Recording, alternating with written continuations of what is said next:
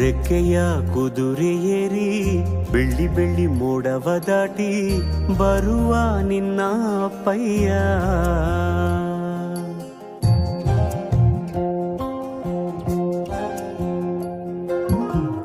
ಮಿನುಗು ಚುಕ್ಕಿಗಳನ್ನು ಹಿಡಿದು ಬೊಗಸೆಯಲ್ಲಿ ತರುವ ನಿನ್ನ ಅಪ್ಪಯ್ಯ.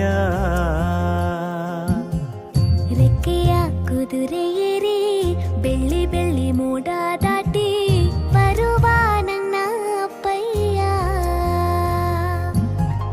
ಮುಡಿಯುವೆನು ಮುಡಿಯೊಳಗೆ ಮಿನುಗುವ ತಾರೆ, ನಡೆಯುವೆನು ಅವನ ಜೊತೆ ನೋಡಲಿ ಊರೇ.